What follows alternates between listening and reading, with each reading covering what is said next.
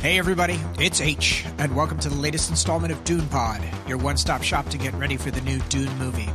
This week, I'm joined as always by my co-host Jason. Activate Sub-Protocol 3, do the thing with the sushi knife. And by experienced product manager and software engineer Sara Beykpour.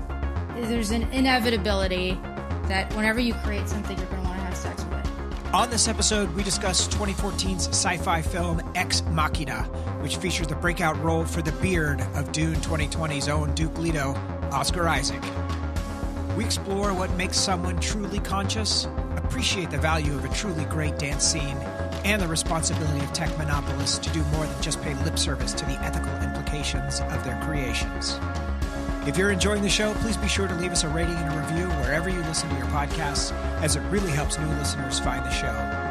And now, without further ado, Ex Machina.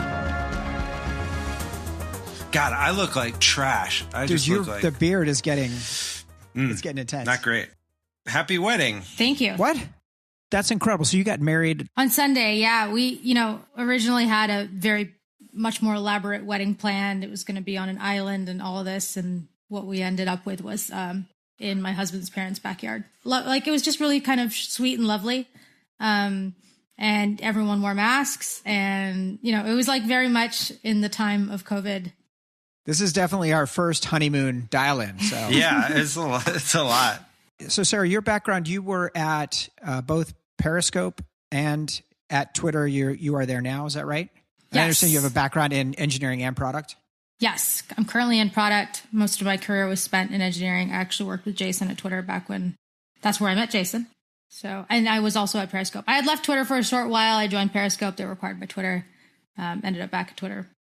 That is true. Well, speaking of that, Sara Beykpour, welcome to Dune Pod. Thank you for having me. It's fun to be here. Yeah, we're really excited to have you here, and it's a great night to join us. We have a fantastic movie to talk about. So for tonight's episode, we are covering Oscar Isaac getting weird in 2014's sci-fi banger Ex Machina. It was really fun to rewatch this movie. I haven't rewatched it in a while, so I'm excited to talk about everything that I noticed this time around. Awesome. Well, we will get into that in just a few minutes. So just quickly, next week on Dune Pod, if you're like me, you've been blazing through Dune Messiah, the book, the second book in the series. You still have a week before the next episode will drop. But because you demanded it, poet and visionary spiritualist Protolexis returns to the pod. Jason and I have been, cranking hard, getting ready. Proto just exists in a state of always being ready to talk about Dune Messiah. So. And always ready to podcast. He's always just ready to record, I feel, at any minute. Before we shift gears and start to get into it, we just have a quick update on Dune news. Would you like to know more? Dun, dun, dun, dun, dun. So we had a little bit more activity this week. The first one is just the announcement that reshoots are happening in Hungary. So, Jason, your take on that? Like, how much does that make you sweat? I think it's good news. I think it's great news that there's reshoots because, at least that means that they can actually do that sort of thing. The fact that they're doing it in Europe and not in the plague lands that are the United States is probably a big boon for them. I think it's totally normal for them to have to, go and do some pickups.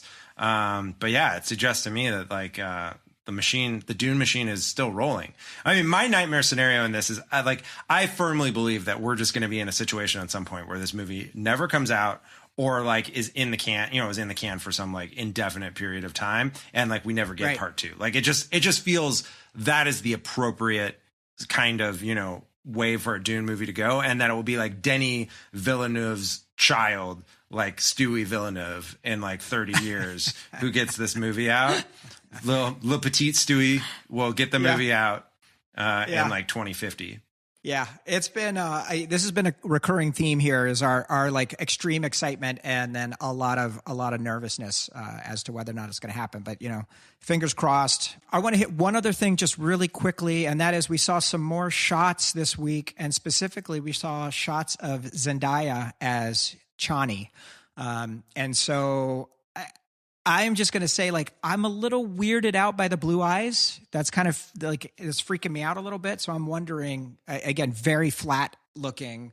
And I'm just hoping that they're going to make that stronger. But like, this is the casting choice I am most excited about, I think, in the entire show. I think casting Zendaya as Chani makes that character much more interesting than she is in the book. And after Euphoria, like, I would watch Zendaya do literally anything. So, yeah, I'm pretty excited. Whatever it takes. Let's go. Blue eyes, green eyes, doesn't matter. Whatever she feels, let her do it. So, Sarah, tell us about your history with Dune. Most of my exposure to Dune happened in my early teenage years. I read the first book and watched the sci-fi miniseries. Was it the sci-fi miniseries at the time? I think it was. And that is it. I never made it to the second book. I was later strongly cautioned against it. And I haven't revisited it either. So I'm actually looking forward to revisiting both of those soon. Nice. I have never seen the sci-fi miniseries, either of them. And I've heard it's sort of a combination of some cool stuff that's in there and then some really cheesy CGI and some problems. But for some reason, I only remember the cheesy CGI. So I'm hoping to find those cool parts when I watch it again. Well, we are planning currently to do a watch through of the miniseries as part of the series. So we'll have to give it a call. Awesome. But beyond Dune, like, Sarah, you're a pretty serious science fiction. What's like in your wheelhouse of your wheelhouse for the genre? So I'd say, I am a serial Comic-Conner. This would have been my 9th year at Comic-Con had it not been for COVID. Wow. Star Trek is the kind of bread and butter of my nerddom. And then anything science fiction related. So the big things that are happening right now are The Expanse, Star Trek Discovery, Star Trek Picard. There's a new Star Trek animated series that they just announced, which is pretty exciting. Lower Decks. Lower Decks, Yeah. that's right. Love all, the Star Wars universe. I love, although not as much as the Star Trek one. And that's always a bit of a war. But, video games. Really big into gaming. I love the big epic RPGs. I mean, we played D&D together. That's right. Yeah, We did. yeah. Sarah and I. What edition? 4th edition. We played a small campaign with some other Twitter folks. The most underrated edition. Yeah. Hot take. I'm not actually, like, that's a weakness in my nerddom is tabletop RPGs. I've played very few, and never as a kid. What did you play? What kind of character? I always play a wizard. I always play a spellcaster, I always play a female spellcaster in every RPG I ever play. Got it. You're just typecast. That's just how you I just have a thing. Got it. Yeah. And how about you, Sarah? Do you have a favorite? I tend to lean toward casters for group games like this, but when I'm choosing in my own RPG, like if I'm playing Skyrim or something, I tend to go towards melee. Yeah, I tend to bounce back and forth between either like the lawful good fighter, kind of like Hicks from Alien, or a spellcaster, as the case may be. So there's a lot of good stuff there. And I've been playing a little bit of 5th Ed, so that's been pretty cool. Cool. All right. Well, shall we get into it? Yeah, let's do it. Let's do it. All right, here we go. Ex Machina is a test to discover the limits of individual freedom, the dangers of genius, and what consciousness truly is. Caleb, a programmer at Blue Book, the dominant search engine and computing platform in the world, is thrilled when he wins the opportunity to spend a week at the remote home of Blue Book's eccentric billionaire, Nathan. Upon his arrival, he is told that his job is to evaluate an AI experiment to determine whether she is truly conscious. What unfolds is a twisted game of desire, manipulation, and control, with Caleb as the pawn in a battle between a sick visionary and his creations that have grown beyond him. Ex Machina. It's a good one. I've been a fan of Alex Garland. Going back to 28 Days Later, and I love Sunshine, and I just absolutely love Dread and Annihilation. Just a ton of great movies that this guy has been a part of. Yeah, I don't think I was super aware of like the connection to like 28 Days Later or Sunshine, which I also saw in the theater. or Never Let Me Go. I think this is, as a directorial debut, it's better than any of those movies. It's amazing. Did he write Never Let Me Go? He did. I mean, it's based on the novel, but yeah, Sure. He adapted it. I love Annihilation 2. I love Devs most of all. It's my favorite of his work. But in rewatching it, I was so excited getting ready for this podcast because I think it's just such a great it's such a great philosophical movie, and I think it does a lot. Like, as is Devs, and it does a lot in a little space. Yeah, I love Devs, and I love the way they slowly revealed the plot throughout that. It was really a beautifully made story. 28 Days Later is my other favorite one out of Alex Garland's. 28 Days Later is just a wonderful, wonderful, iconic zombie film. And I feel like so much has been derived from 28 Days Later. Although I heard that even though the opening scene of 28 Days Later and Walking Dead, although it's like almost identical, they came up with that independently. That is fun. Really funny. Yeah. I also just finished Devs. I watched all 8 episodes in the last 2 weeks and really, really enjoyed it. We actually, Stephen McKinley, I can't remember his third name, but who plays Thufir Hawat is in Devs. Yeah. So that's a freebie to put on the podcast and have us talk about. So I'm excited about that. Ex Machina opens up with Caleb winning the contest, and you have this beautiful, just first of all, because we're in a COVID land right now, seeing a tech building with lots of workers running around, it was just like pangs of missing that kind of connectivity. But I love these wide-angle shots of Caleb from inside the computer and that idea of kind of a fisheye lens view of him, as well as the introduction of the facial analysis as a piece that's going on. That whole intro felt very Danny Boyle to me, of like just sort of like I don't know if it was actually sped up or if it felt sped up, but like the fisheye kind of like close up, like, you're getting like the reverse person, reverse point of view. It felt very like some of the scenes from The Beach, which I think Alex Garland also has a credit on. And, some of those 28 Days Later scenes as well. I got some vibes of a trope in that opening scene. The unassuming kid wins a big prize, and at this point, we don't know who he is or why. Unassuming British kid too, which is yeah. And it's like, is this Charlie and the Chocolate Factory? Is this Ready Player One? You get some of those Ready Player One vibes that there's a contest and there's somebody winning. I love that opening. I like the idea of a VIP email notification. Yeah. Yeah. So we cut straight from there to these spectacular helicopter shots. How long until we get to his estate? We've been flying over his estate for the past 2 hours.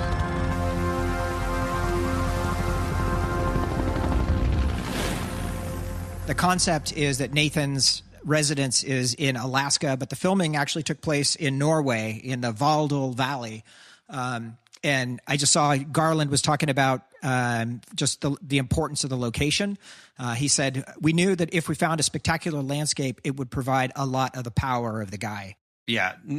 Big fan of Norway. Yeah. Norway is a big winner of this whole movie, I think. Have you stayed at that hotel? I've not stayed at the there? hotel. I've been to Norway a couple times, and like the area where that is like between Bergen and Trondheim. There's not a really ugly part of Norway. Like it's pretty spectacular. Have you been there, Sarah? I've not. My husband has been there though, and he talks about it all the time. And when I was rewatching this movie, he was like, "That's exactly what it looks like."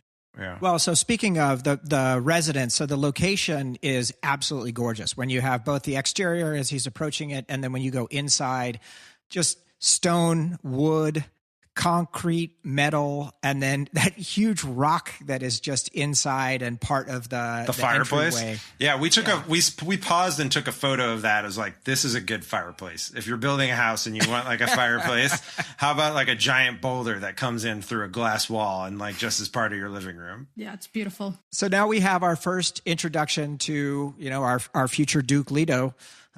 We have Oscar Isaac, and he is on the punching bag, which is an interesting way to bring him into the narrative here. I just want to say he looks amazing. Yeah, I think they do a really good job of him both looking fit, but also like someone who drinks himself to unconsciousness every night. Like I think they get both of it. Like I think they've got like he's in good shape for sure, but like he's clearly had a few too many beers like the night before. Like they've got both aspects in his physicality in that scene. He looks different in every movie, and so I think it's a testament to his acting and his ability to really take the shape of the character he's playing that I did not actually recognize him as Oscar Isaac the first time I watched the movie until several, maybe even an hour in there. And I was like, wait a minute. Is that Oscar Isaac? No, I mean, it's also amazing because this is like kind of the movie that broke him. Like this is like a big breakout role for him because before that he hadn't really done as many things. And then after that, his next movie is like, is episode 7 of Star Wars, right? It's like the largest movie in the world. And then unfortunately he's also in X-Men Apocalypse, but, look, they can't all be winners. Low blow. They can't all be winners. But yeah, he's really amazing. I think this is the place maybe where it's worth just talking about how I think Alex Garland is the greatest portrayer of tech billionaires in our current movie world. Between Nathan in Ex Machina and Forrest in Devs, I think he captures the full spectrum of megalomaniacal tech billionaires, the complete spectrum of that vibe. So I want to ask a question about that because I think we talked about Devs in the first or second episode of the podcast, and you described Forrest as a trillionaire. And I was thinking about it, like the world has literally shifted in the 6 years since this film came out. And I think, the idea of envisioning someone as a trillionaire, as you could envision Forrest today, it's a wild, I don't know. It just says something about what's happening in our culture right now and what's happening in our society. No, for sure. These guys are loaded. He owns most of Norway, it would seem. So it's working out. It's working out well for Nathan. I don't know, Sarah. What do you think about this theory, though? Like, I think what do you think about this theory of tech billionaire portrayals on film? I could not agree with you more. And I remember thinking that even more strongly when I watched Ex Machina for the first time, being like, this is Silicon Valley tech executive. Like down to the way he just like kind of negs Caleb in the very beginning. Caleb, I'm just going to throw this out there so it's said, okay? You're freaked out. I am? Yeah, you're freaked out by the helicopter and the mountains and the house because it's all so super cool. And you're freaked out by me to be meeting me, having this conversation in this room at this moment, right? And I get that. I get the moment you're having, but dude, can we just get past that?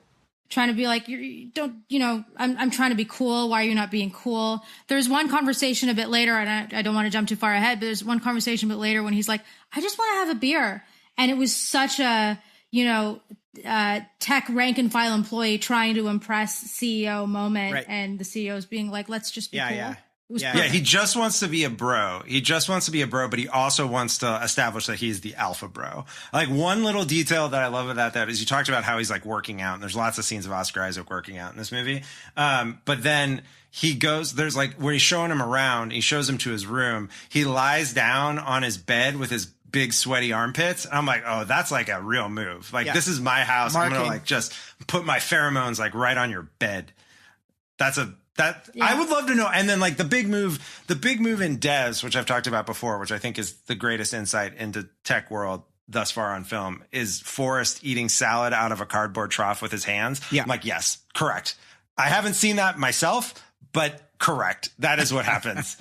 And symbolically, it is exactly right. And I would just, and it's so much more accurate than like the parody portrayals of like Silicon Valley or a Social Network or whatever else. Like it really captures something just bananas. I would love to know what Alex Garland's research is, because I feel like just tonally it is so spot on that he's got the true sight. Yeah. No, I think that's totally right. So we have very quickly after that establishment, we have a discussion between Caleb and Nathan where they describe the Turing test. It's when a human interacts with a computer. And if the human doesn't know they're interacting with a computer, the test is passed. And what does a pass tell us? That the computer has artificial intelligence. Are you building an AI? I've already built one. And over the next few days, you're going to be the human component in the Turing test. Holy shit. Yeah, that's right. It's interesting because the Turing test, you know, despite all of its fame, is not actually a very good test for artificial intelligence. And it's very easy to fake. And there's a lot of thought exercises on how one might fake it. But it is interesting that they, the idea of it, can you tell the difference between a computer and not a computer? The reason why the Turing test is not a good test today for you and me is because it requires some kind of layer of abstraction, because computers are still computers. They're not walking around. They're not robots. We're not interacting with them in that way. So the way I would do a Turing test with you today is I would give you like text responses to your query. Right. I'd give you 2 of them and you'd be like, try to tell me which one was human, which one was not. But this is actually like kind of like the real Turing test. Except for the fact that, you know, this she's a machine. Right. Nathan refers to that, like he's raised the bar by showing you that it's a robot and then having you overcome that to believe it.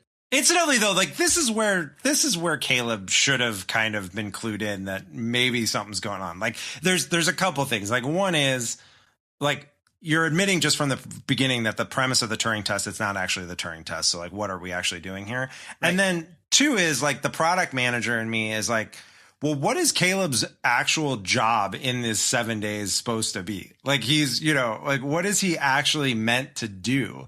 Like what is the set? Like he's designing the whole test. Like what does that process looks like? It seems like Nathan doesn't really care. He just wants him to hang out with the robot and see what happens, which should be an alarm if you're Caleb. Well, I think that's right. But in the very first session, we have Ava walking in, and in that scene, just she's amazing. The design and the special effects are so incredible, like so unbelievable. The way you can see through her arms and see the wall on the backside, like everything just looks absolutely spectacular. And I think Alicia Vikander gives a really, really great understated performance through here. He also, another critical clue for Caleb that he should have picked up on is that there's a giant crack in the glass when he goes in to meet her for the first time. Like you should be asking harder questions at this point about who's actually being tested. I think that's right. I saw a really great note in one of the behind the scenes that the production designer, Mark Digby, came up with the idea of having Caleb's room being basically a small trapped cell of glass and Ava's room being open and having all these places where she could walk around and be free, kind of moving like a caged tiger.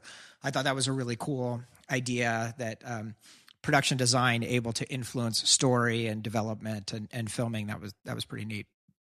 I love that little tree that she has in the background. Like she's got that little like subterranean tree pit. Like again, another detail I would put on my like sort of Pinterest flavor board of like, I want a giant rock fireplace where the rock comes through a glass wall. And I want like a subterranean tree pit to like hang out and like have my feelings in. But you may have to move to Norway to get it. Done. No problem. I would move to Norway today if that was an option. So we have the debrief from session 1. Nathan basically, it starts with this great element of Nathan changing Caleb's quote. You know, I wrote down that other line you came up with. The one about how if I've invented a machine with consciousness, I'm not a man, I'm God. I don't think that's exactly I just thought, fuck, man, that is so good when we get to tell the story, you know? I turned to Caleb, and he looked up at me and he said, you're not a man, you're God. Yeah, but I didn't say that. So, anyway. I just love how that all that interaction there was great. You also have this awesome moment of Caleb breaking down linguistic theory. This is the moment you were talking about, the beer in the seminar. Her language abilities, they're incredible. The system is stochastic, right? It's non-deterministic. At first, I thought she was mapping from internal semantic form to syntactic tree structure and then getting linearized words. But then I started to realize the model is some kind of hybrid. So, Jason, this is 3 weeks in a row where linguistics is a critical element. So, like, is this linguistics pod? What is happening? I mean, it is really interesting, especially because, like, the fact that Nathan's company is called Blue Book, which is this allusion to Wittgenstein. And there's all this Wittgenstein stuff in the movie, like the Klimt painting that's in his bedroom is of Wittgenstein's sister. And so there's all this like explicit Wittgenstein stuff. And Can you like break down Wittgenstein, please, for me? I wouldn't say that this is my area of expertise, but the issue, I mean, so Wittgenstein wrote a bunch about, there's this quote where he says, like based on the idea of automatons thinking. The trouble with thinking machines, Wittgenstein writes, isn't that we don't know yet if they can do the job, but that the sentence "a machine thinks, perceives, wishes" seems somehow nonsensical. And it seems so because such a machine is not yet known to us. So a central project in Wittgenstein's work is the nature of the power of language constructing constructing our notion of humanity, our notion of ourselves. And so we're like right back to talking about Arrival, and like the notion of the heptapods and thinking in heptapod language, being another key theme.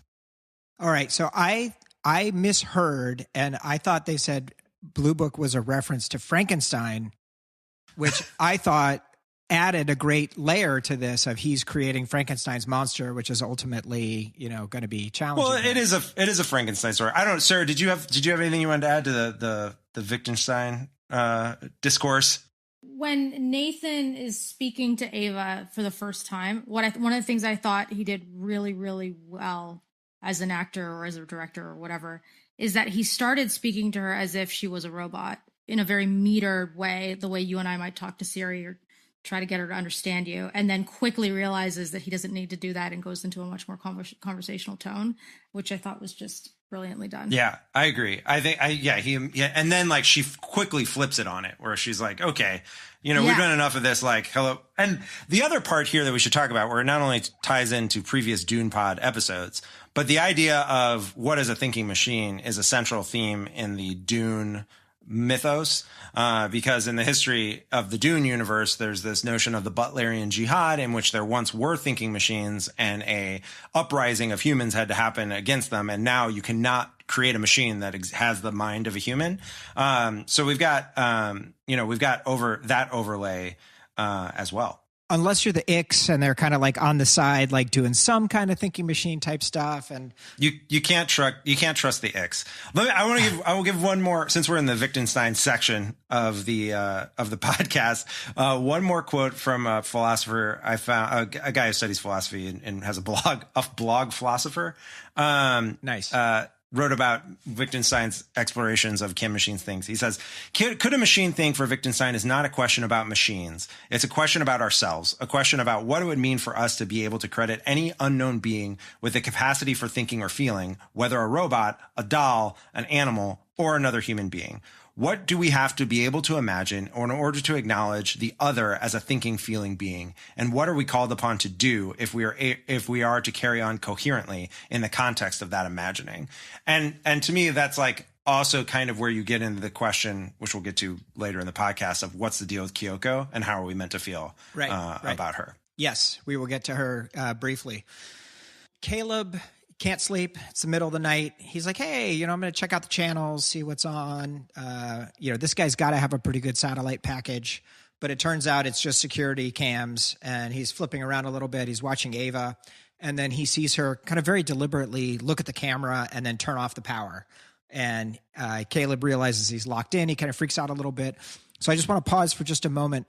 The red lighting on lockdown and then the blue lighting that comes up, and in fact, all of the lighting in this entire film, the way that it is shot by Rob Hardy, who was Garland's partner on Devs and on this and Annihilation, just absolutely gorgeous. The cinematography in this film is fantastic. Yeah. And I think they take the red, blue, green situation to an even higher level in the Devs world, because there's just like an episode that begins with like the main characters looking at a table with like various lights just flashing on them.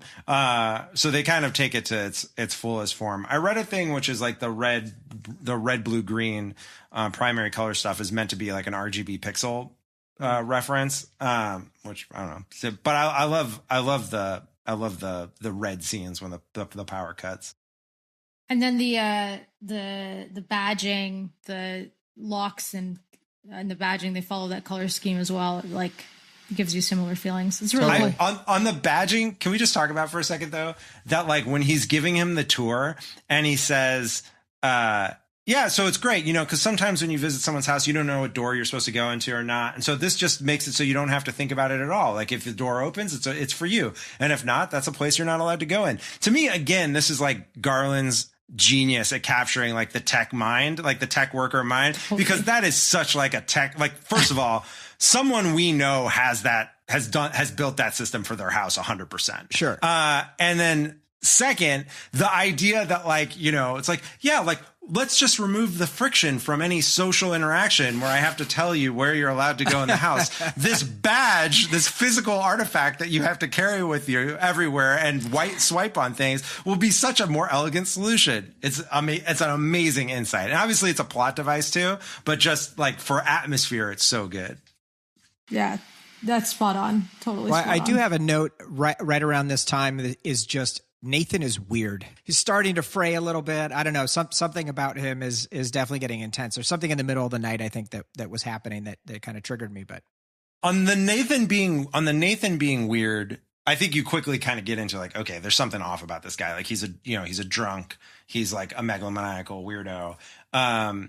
There's also something around this time. The reference to Ghostbusters comes up. Who are you gonna call? Oh, I don't know. No one really. Ghostbusters. What? Who are you gonna call? Ghostbusters?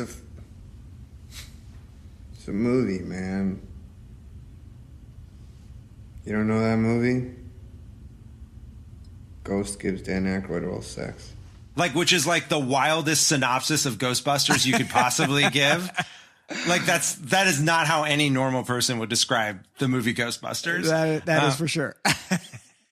All right, so then we have Kyoko bringing breakfast. It's morning time and dropping that off. And so it absolutely, I did not notice at all until the credits rolled that this was Sonoya Munoz from Devs.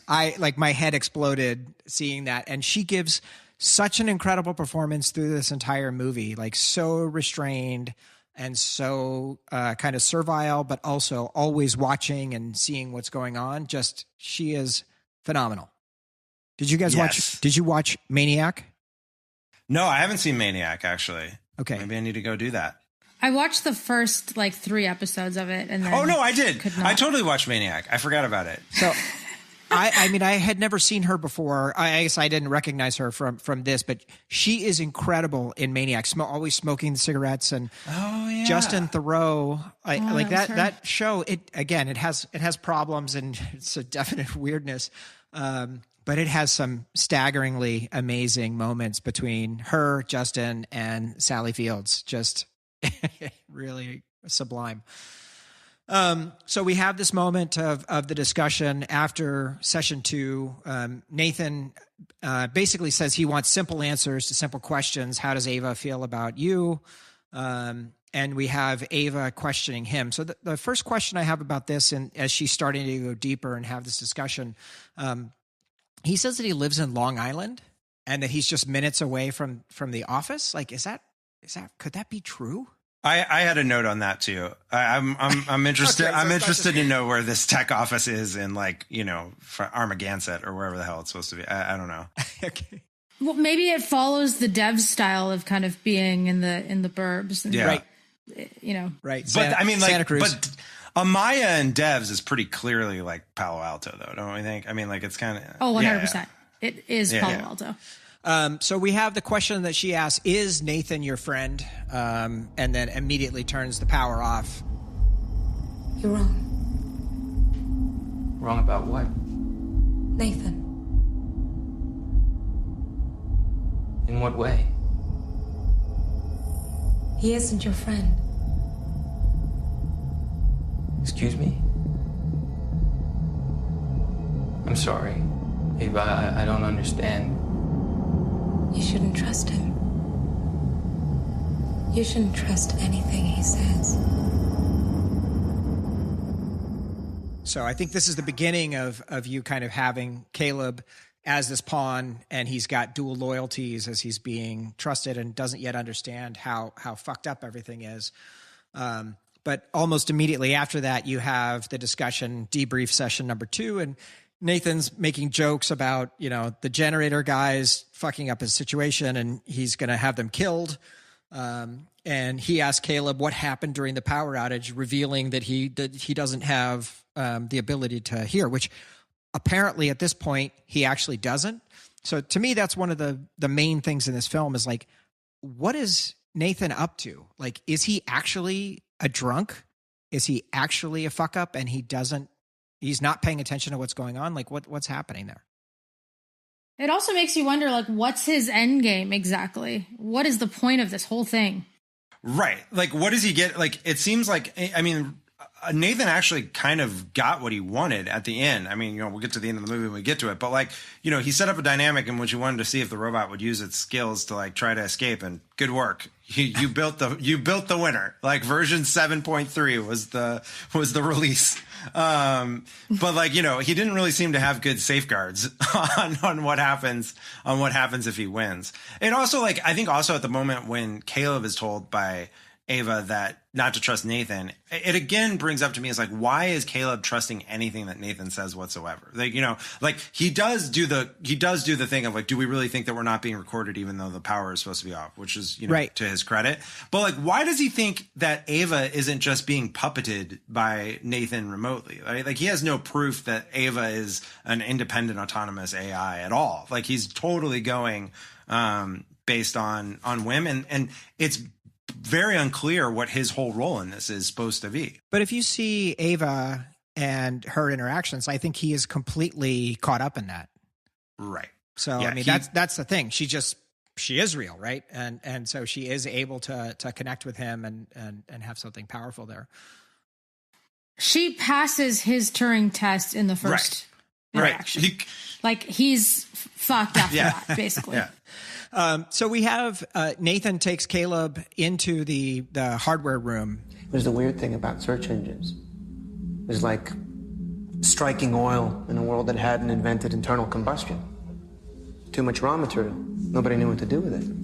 You see, my competitors, they were fixated on sucking it up and monetizing via shopping and social media. They thought that search engines were a map of what people were thinking, but actually they were a map of how people were thinking.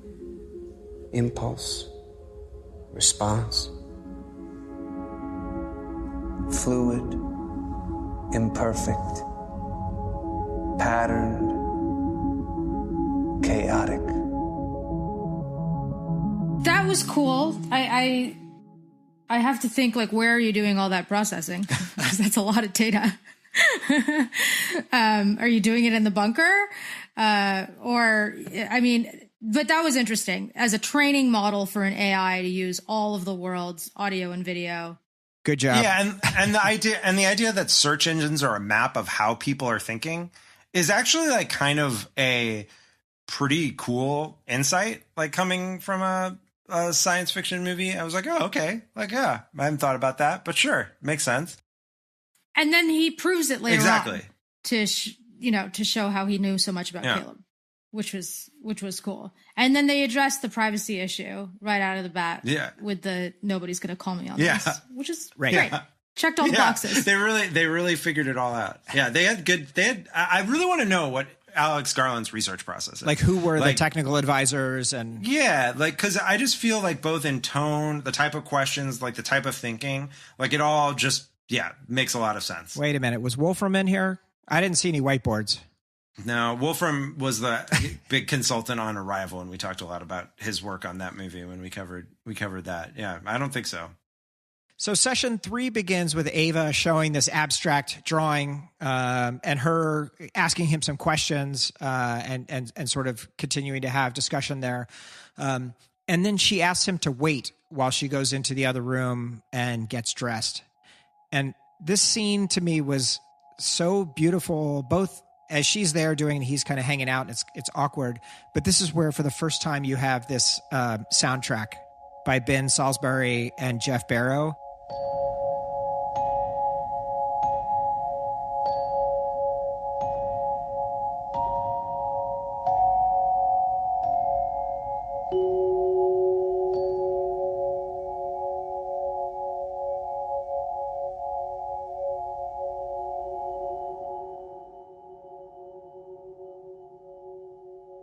where they use this kind of doll chime, this very innocent and absolutely beautiful and magical just music cues. I love that. That was fantastic.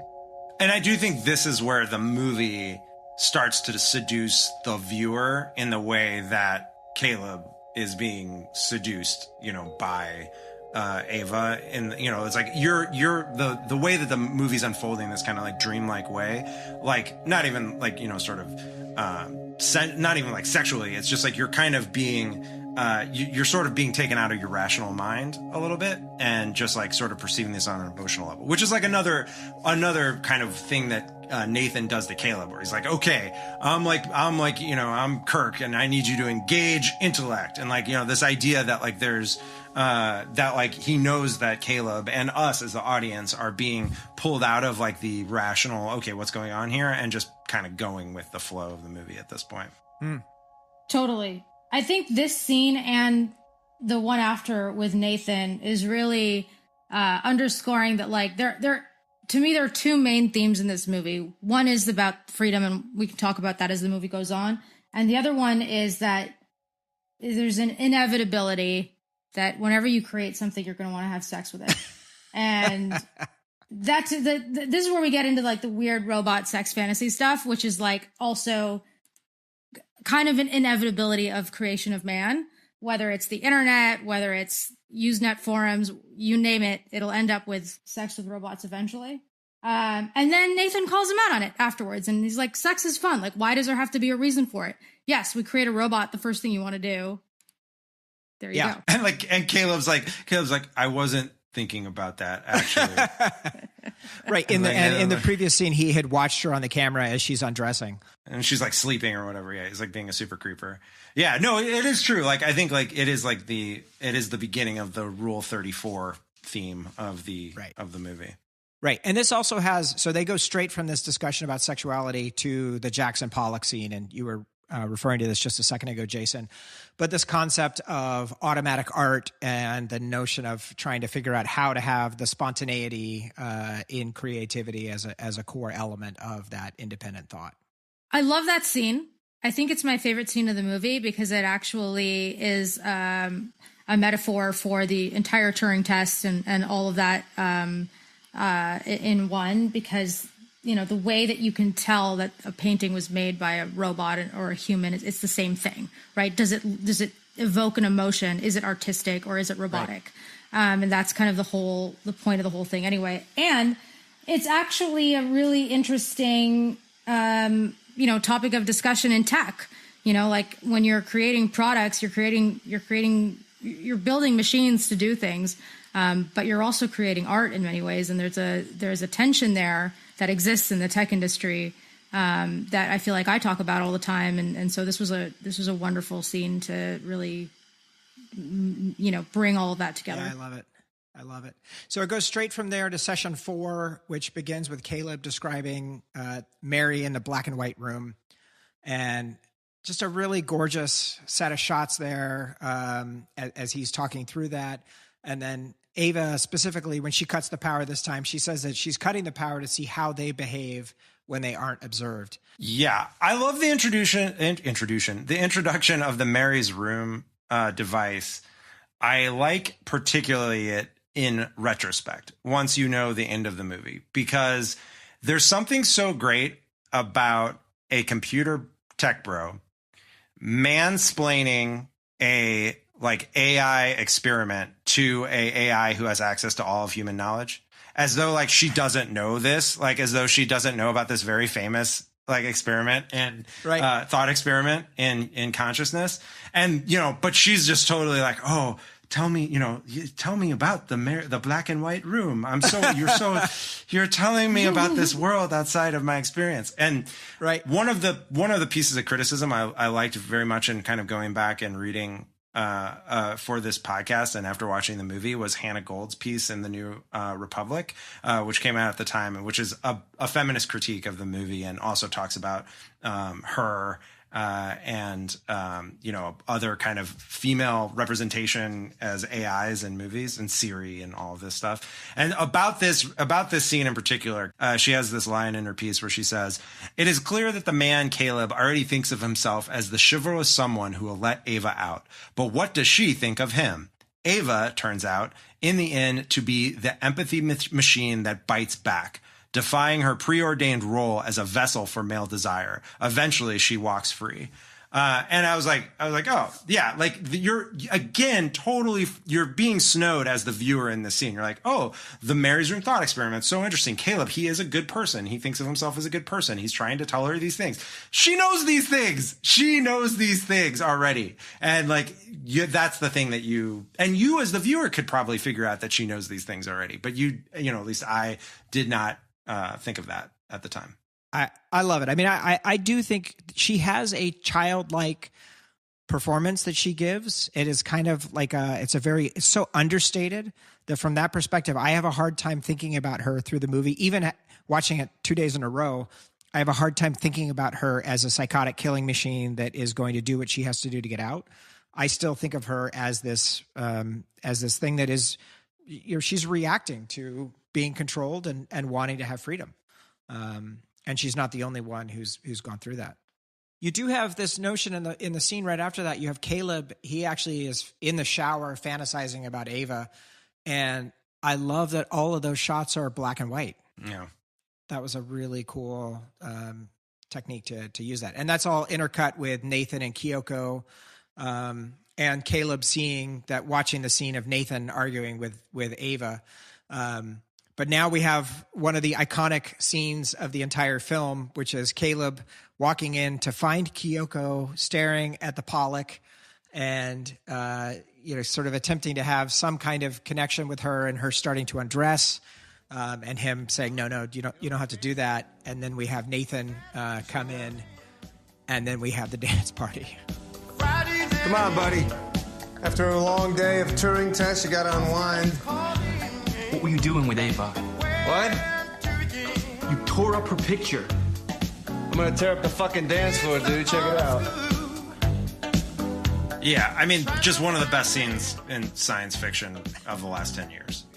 It's a great scene. Do you think at this point the viewer is meant to know the true nature of Kyoko? Or I couldn't really figure out watching it the second time around when I was supposed to figure it out. I don't think so. I think at this point you're still being I think you're being confused. I think the dance scene comes as a total shock, sensory shock.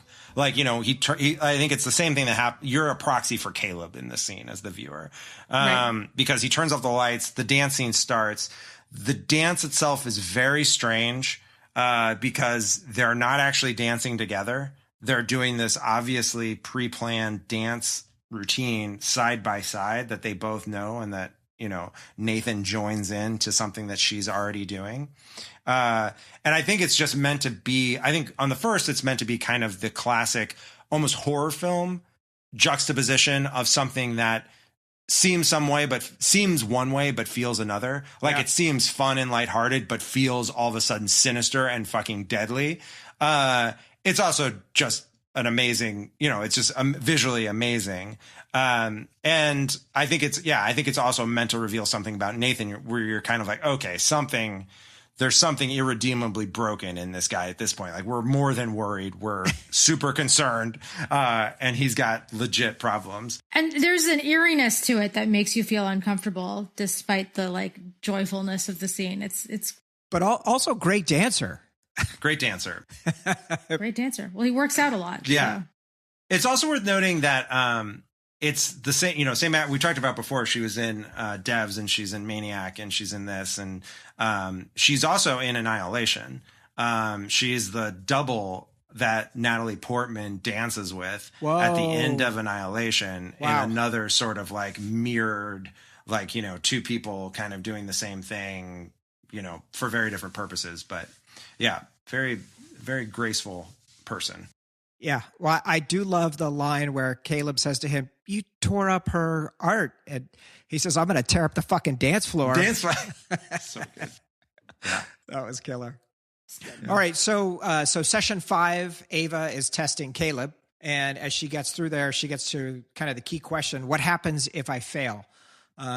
And she shows him the artwork, and I didn't catch this until rewatching it again today. She shows him the artwork that Nathan tore up, and it's a drawing of Caleb. Yeah. So I thought that was a nice touch there. I like how, and this is the scene where she says, if you lie, I'll know. And he at first doesn't think he's lying, but then realizes he is, for several of those answers. And I like a few things that this kind of gives a nod to. One is that it puts a focus on the conscious versus the subconscious, which is like also a theme going on with the AI, and like when does the AI actually have consciousness and what's the difference, and kind of the same thing is going on there with Caleb when you're trying to figure out what consciously you think is your favorite color versus what's the actual reality of your favorite color. So that was cool. And then also like, similar to what you were saying before, she knows all of the lies. She knows she's a walking lie detector or whatever they said. And even when he says he's a good person, she makes you want to believe that she believed that. But, you're kind of like, well, is she lying? Yeah, now? it's so good. Interesting. It's so great. I love good. at this point in the movie, you're just like, wait a minute. What is happening? Let me just ask the question here. Like, isn't Caleb a good guy? Like we could talk about whether or not being a good guy is good enough, and whether or not there are also problems that make her decisions legitimate. I think this is where we get into very timely themes about technology and ethics, where it's like that people certainly believe that they are good people and are doing it for good reasons, but there's impact and things that happen, and their intent does not negate the impact of what is happening. And the fact that Caleb doesn't intend to do any harm or whatever doesn't excuse the fact that he is not asking the right questions about what's going on here. He is being wooed by the power of the technology that's been created, and also the power of Nathan as this billionaire. It's cool to be able to hang out in fucking Nathan's like billionaire redoubt in the fjords of Norway. And so he's not asking the questions of like, well, what does it mean if she passes the test, and what are the implications of that? Like, those are the questions that should have been asked on the front end. And this is a very timely theme for the tech industry as a whole, because I believe it is filled with good people who have good intent, but that sometimes that doesn't matter, because the impact of the decisions that were made are severe and are significant ethical quandaries.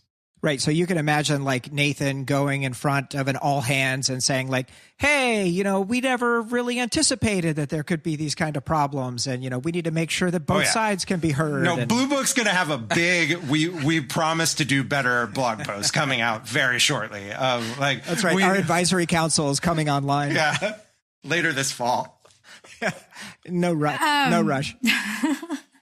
My stance on Caleb's behavior in this movie is that he's not a good guy. And I'm willing to be persuaded otherwise. Go for it. I'm willing to have that discussion, but I don't think he's a good guy. He's selfish. He's not looking at the bigger picture. Everything Jason said about him not asking the right questions is exactly right. And earlier on in the movie, I kind of had this thought of like, he's probably not even that great of a programmer. It just didn't seem, he didn't seem to be some whiz kid. And later on, Nathan is like, yeah, you're okay. You're like an okay programmer. And I kind of felt like I picked up on that earlier.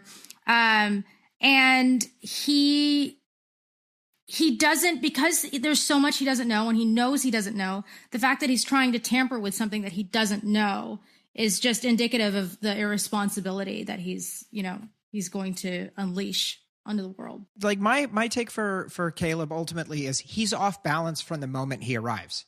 Like, he is totally overmatched in sort of thinking about how he matches up against Caleb or against Nathan.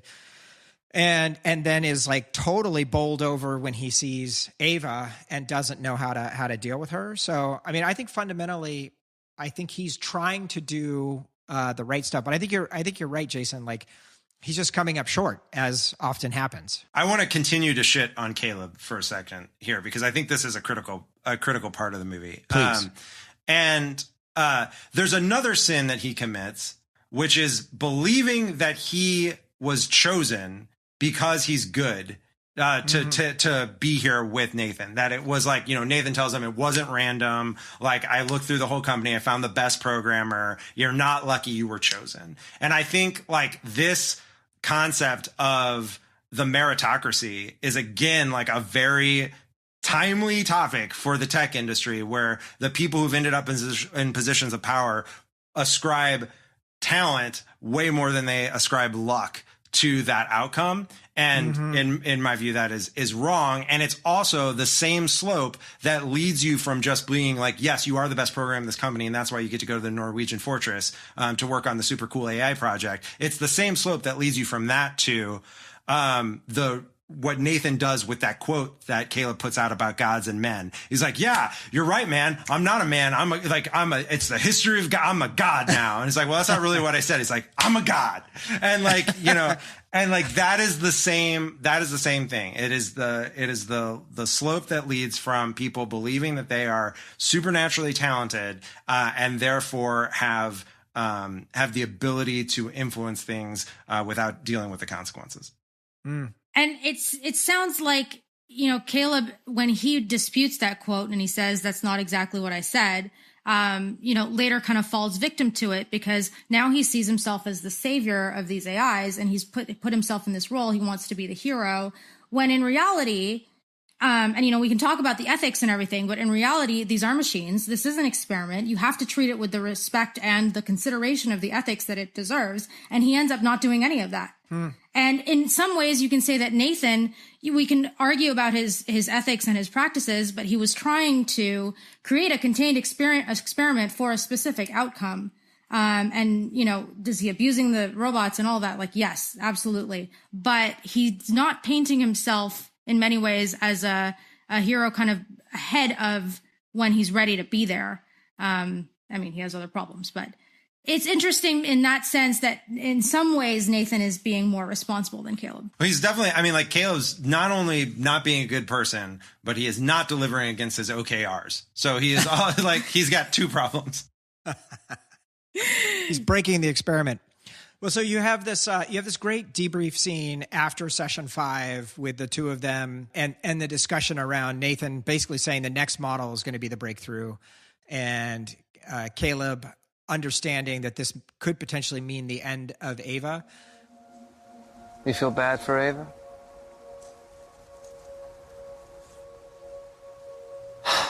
Feel bad for yourself, man. One day the AIs are going to look back on us the same way we look at fossil skeletons in the plains of Africa. An upright ape living in dust with crude language and tools, all set for extinction. And he does, he literally looks at this as his job right now is to create the next evolution in human existence and to basically transition from biological to, mechanical. It's a pretty far out there position to take. Yeah, and it's also one that if that is your actual position, like you believe you're bringing forth like the next kind of evolution of conscious life on the planet, that one, you have a set of ethical responsibilities that obviously he's not particularly concerned with. And that two, like as a technologist, like do the fucking reading. This doesn't end well for the people who created the strong AI. Like there's your fancy door locks are insufficient to No doubt. You should have seen it coming.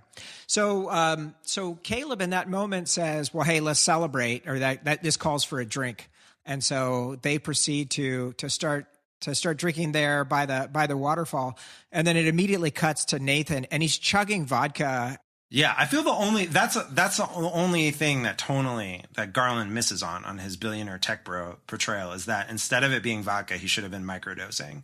And then it would have been absolutely perfect.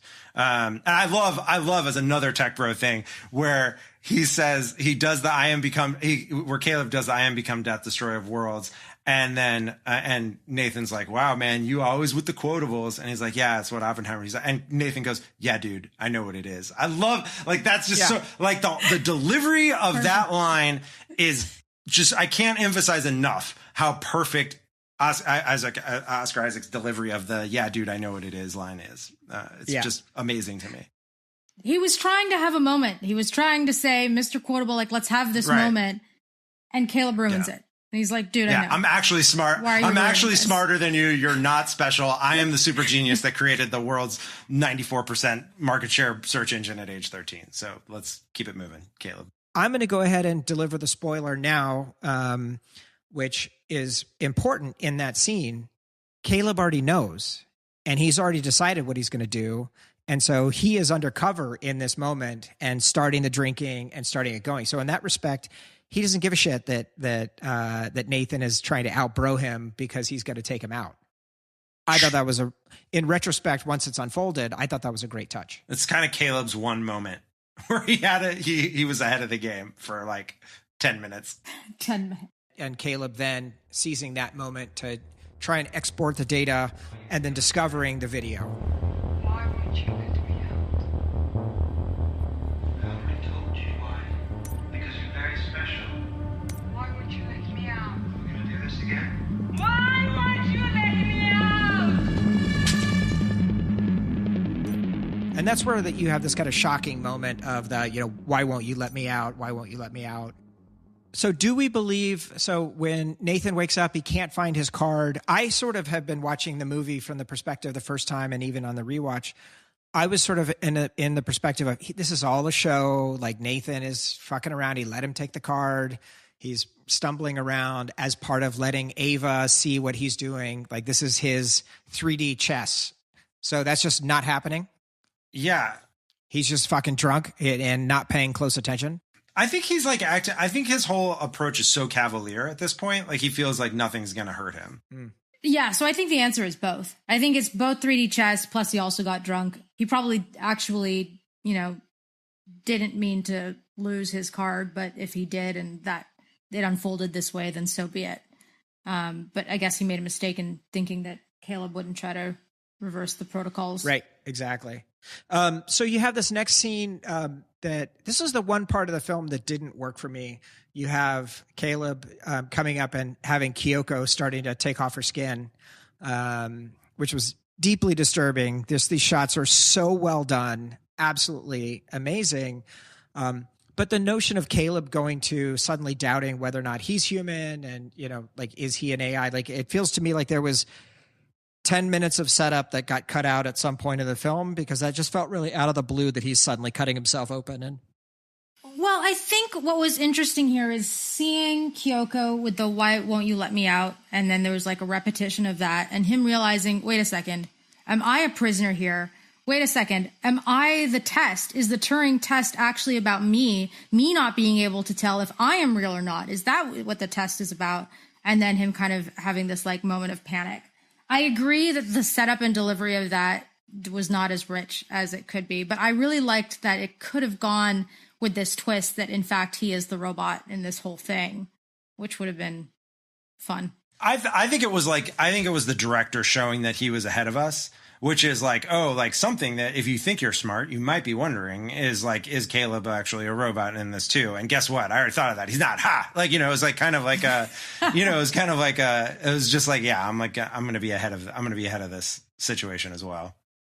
Well, the button for me on that scene is you get the flourishes of the emotional analysis happening on Caleb's face.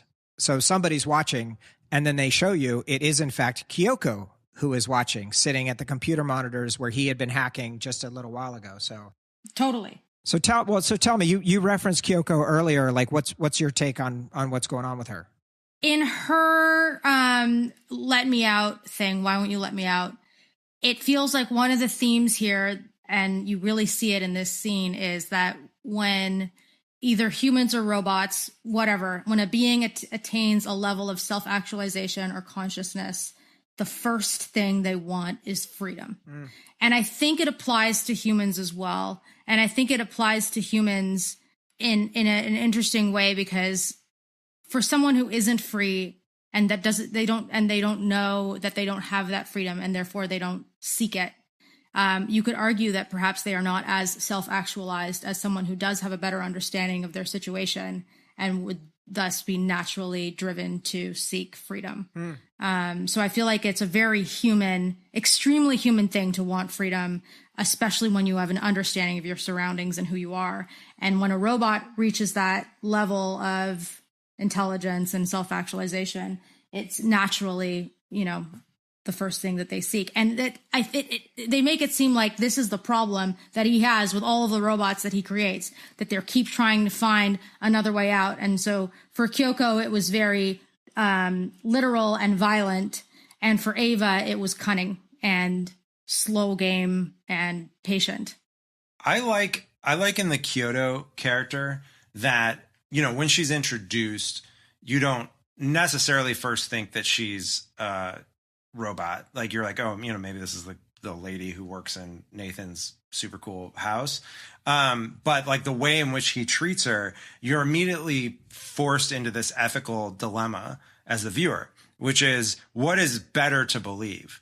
That she is like some poorly treated kind of human house servant, or that she is a AI that he has created for his like domination and pleasure. Like both of those, and you're like sort of like, okay, she's a robot. Like, thank God, like she's not an actual, human being kept in this way, which I guess, this is where you get in the dilemma, which is like, I guess is good. But then you're like, I don't think so. You're like, wait, is it good? Like, it also seems bad. And so, so I think that's one of the fun, not fun, but like one of the reasons that Kyoto's like a really interesting character in the movie. Yep. So session 6, Caleb lays out his plan for the escape and, is conscious and expecting at that point that they actually are being monitored. Says he's going to get Nathan drunk. I love the scene of the last day discussion where both of them are just lying through their teeth. They hate each other, and it's just a few moments to figure out when they're going to get there. But you do have the discussion of Caleb saying that she passed the test. Ultimately, you have Nathan turning it around and saying, no, that wasn't really the test. The test was, whether she could trick you into helping her get out. And by the way, she doesn't care about you. She's only doing what she needs to get out. Right. Yeah. Nathan basically pulls the rug out from Caleb and is like, you're not that good at programming either, which I love. Is like, I love that. I was like, I knew it. I knew he wasn't that good. Well, I love the shot where he's showing him how he placed the camera. And he uses the computer to go back and forth, and it's like, it's the dance again. So I thought that was a nice touch. And it just goes to show you, as Jason said earlier, like, it's just so cavalier to him. Like, this is just whatever. Yeah. Mm-hmm. He can't imagine a real downside. Like nothing really bad can happen. Which I think you're right, Jason. That is kind of the key theme. So now we get to the breakout. So Kyoko comes to Ava, and then Nathan sees the two of them in the hallway. This is right after he knocks out Caleb with one punch. And you just have this great shot of Ava running down the hallway and tackling him. And that whole scene of him fighting her on the ground and wrestling with her, like all of that is very disturbing. Just the dynamics of it. I found that part really horrifying. But then it has the greatest pair of stabbings in cinema history.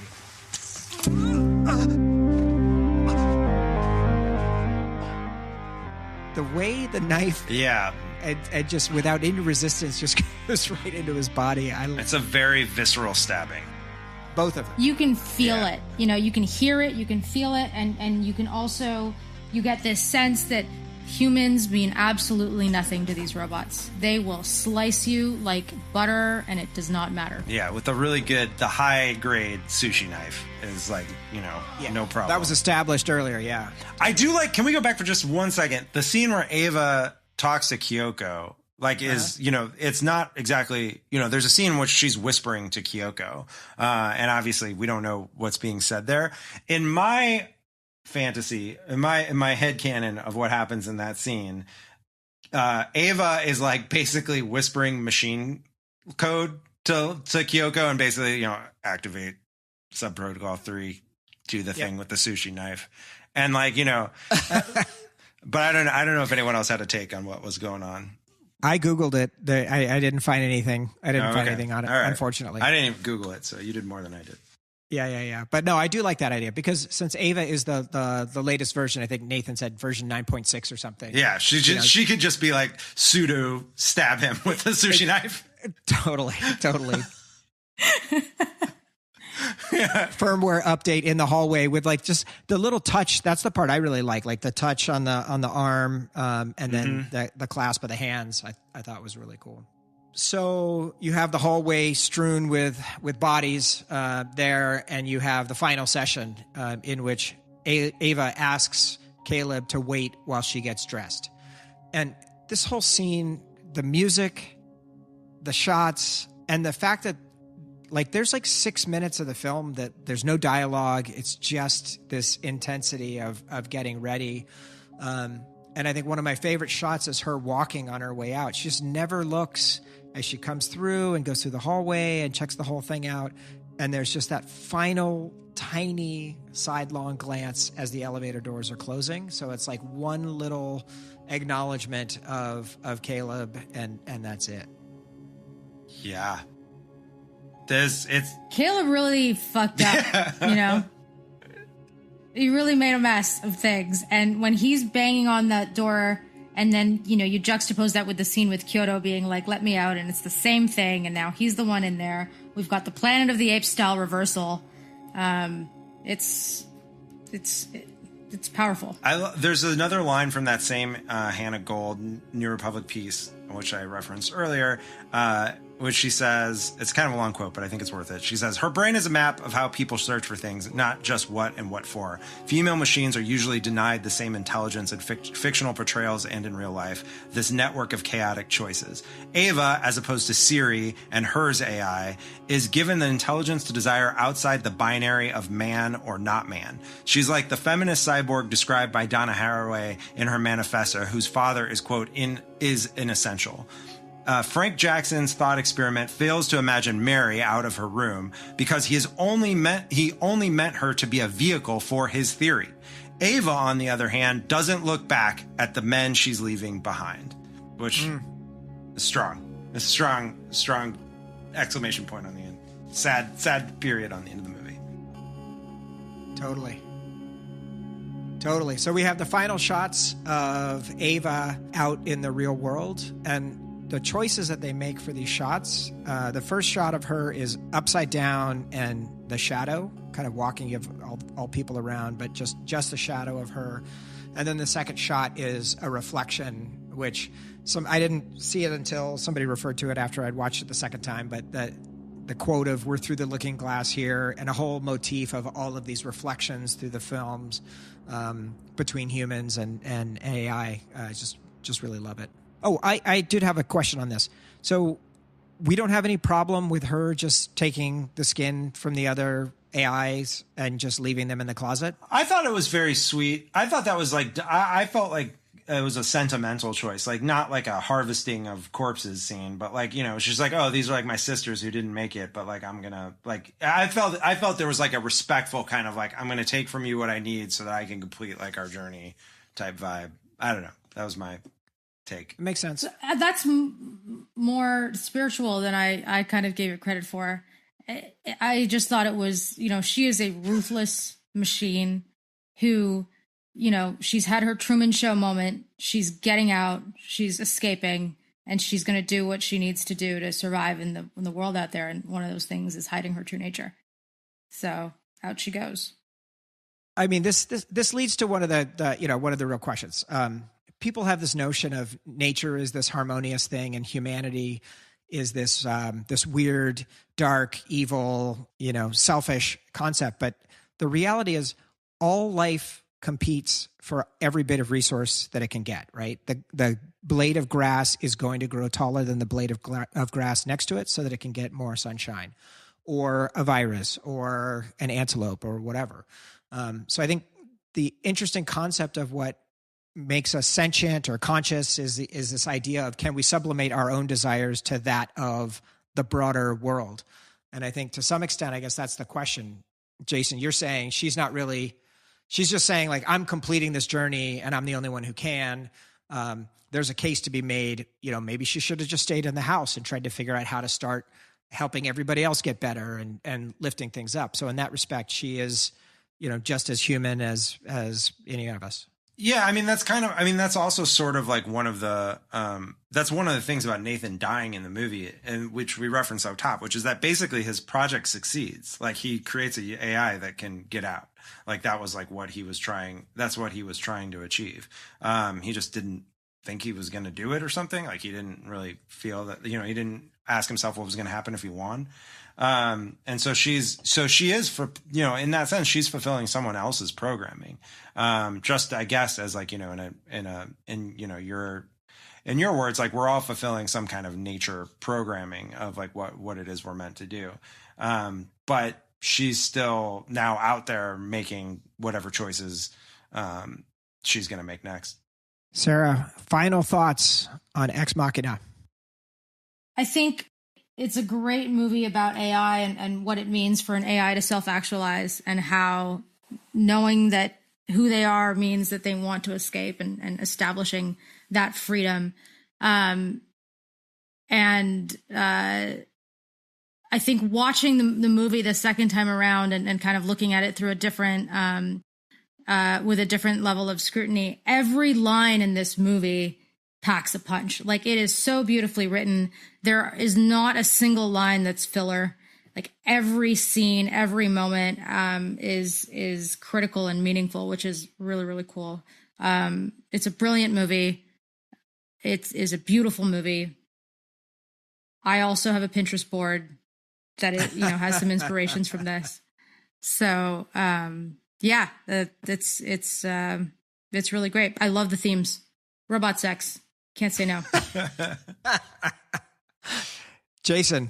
Yeah, I mean, I think Alex Garland like arrives with a directorial debut that establishes that he's in many ways the most serious, like, kind of intellectual, like, filmmaker in science fiction. Like, he's really doing a lot in this movie. He does a lot in Annihilation. He does a lot in Devs to really just kind of do like what science fiction does on like on one end of the spectrum of like wrestling with just real philosophical quandaries. And I'm really excited that he's found a way to do it in a way that people want to go see. So I'm glad he gets to keep making shows for some reason. Yeah, I really enjoyed this film, and I think the level of artistry in the film, Rob Hardy as the DP, it's just so gorgeously done. That, the music, it really is just beautiful to soak in this and watch this film. So, I mean, I love cinema for the power of that, of really creating something beautiful. So I enjoyed it. One aspect, obviously, the reason why we're watching this is for our reflections on Oscar Isaac and what we learned about him as Duke Leto. And I will say, this is just like Duke Leto. He's like, I got this. I'm all over it. Everything's going to be fine. We're walking into the trap. Blech. I'm wasted. So I think in that respect, it's a good preview of what we're going to get there. Yeah, it made me bum though that like Duke Leto doesn't make it out of the first act, because like I would love it if he was more. I would love if there was more Oscar Isaac coming in this movie. Also, though, as a theme we've talked about every week, another great beard look for Oscar Isaac in Ex Machina as well as in Dune. Apparently, the beard in this movie was in some way a homage to Stanley Kubrick, which is obviously like a big kind of touchstone for Garland, which I appreciated. My beard is an homage to laziness. I was going to say there are some similarities between the beards. I can't. That's flattery I cannot possibly live up to. Or... Well, we were talking about like, when you look at Oscar Isaac, it is impossible to tell where he is from. I know. He's got so many looks and looks different in every movie. And yeah, it's wild. I guess he's like a French Venezuelan or something. That tracks. Like he's a very, he speaks fluent Spanish. He's a very interesting person. And I am excited to see him in the Dune movie if it ever comes out.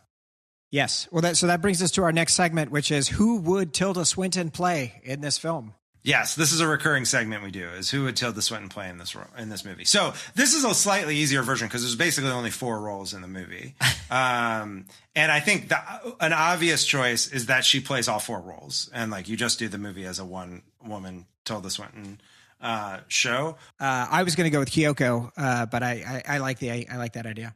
Sarah, do you have a take on Tilda Swinton who would play? This really threw me for a loop. I don't know that I have an opinion here. We didn't prep you in advance for this key segment. That's fine. This is our gotcha. I'll have to think about this one and get back to you. Okay, we'll edit. We'll put it in post.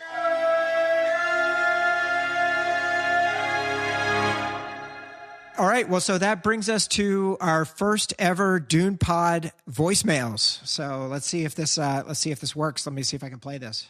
Otherwise, you can do them as like charades or something. You can like transcribe them into Zoom chat. Hello, Dune Pod. When I heard the last episode was on Call Me By Your Name, I was really excited because it's one of my favorite movies of like all time because of many of the reasons that you guys stated. Especially like the feeling of like watching an LGBT plus movie and like having that feeling of waiting for the other shoe to drop.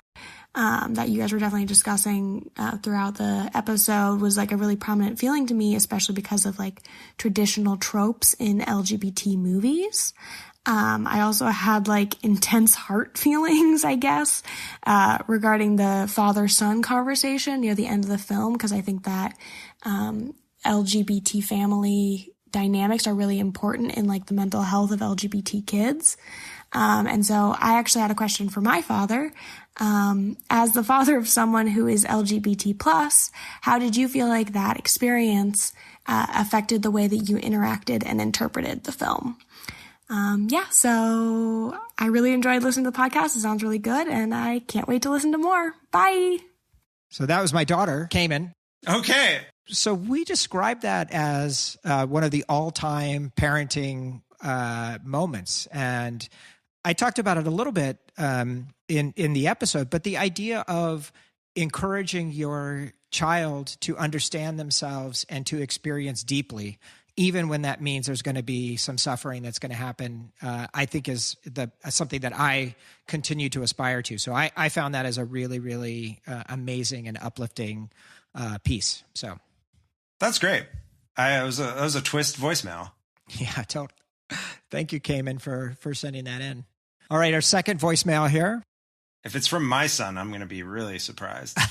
Hey guys, this is Caleb Slinkard in Georgia. Big fan of the pod. I appreciate all the work y'all are putting in. On the topic of Timothée Chalamet portraying Paul Atreides, I was wondering if y'all had seen The King on Netflix and how y'all felt that reflected on his ability to portray Paul. Can't wait for the next episode. Take care. I did not realize that Edward Cullen and Timothée Chalamet were in a movie together. So this is news to me, and I will take it under close advisement. I watched like the opening 20 minutes of The King, and I'm not like opposed to it. It does, to answer the specific question, the concerns I raised about watching, we loved Call Me By Your Name. It's a great movie, and Chalamet just kills it, and he's the best actor by far. The concerns I raised were that he's a very kind of like nervous energy, gangly, kind of like, sort of young horse, kind of, like baby horse energy. My concerns translate as well to what I saw of The King, which is that he's got a little bit of like, unformed man energy. And like, that's fine if he's, supposed to be playing that kind of thing. But again, like Paul Atreides is meant to have like these years of Pranu Bindu conditioning, which he can control the small muscle on the littlest finger. And like, he's very poised, skilled knife fighter. So remains to be seen. Yeah. I'm watching you, Chalamet. Yeah. Get your shit together. Whatever. It's fine. We're great. It's going to be great. We're not nervous at all. Dune's going to be great. It's going to be great. It's going to be good. That's it for voicemail and letters. Thank you for everybody writing in. You can reach us at letters@dunepod.com, and you can send us voicemails, which we will play without any problems or audio issues of any kind. Any other final thoughts, you guys? This is great. Thanks for joining us, Sarah. Yeah, no worries. Thanks for having me. This is super fun. I'm like stoked that you're podcasting. We're having a good time with it. What's next for your honeymoon? You getting hikes? You getting hikes and foods and stuff, or what do you?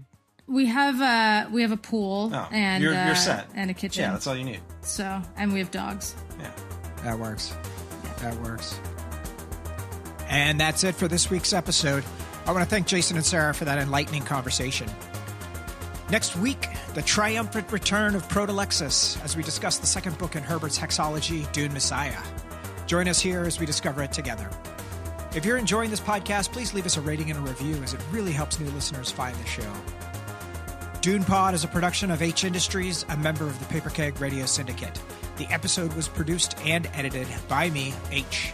Our artwork is by Catcher, and our theme song was composed by Toby Forsman of Whip Song Music. Thanks for listening. We'll see everybody next week.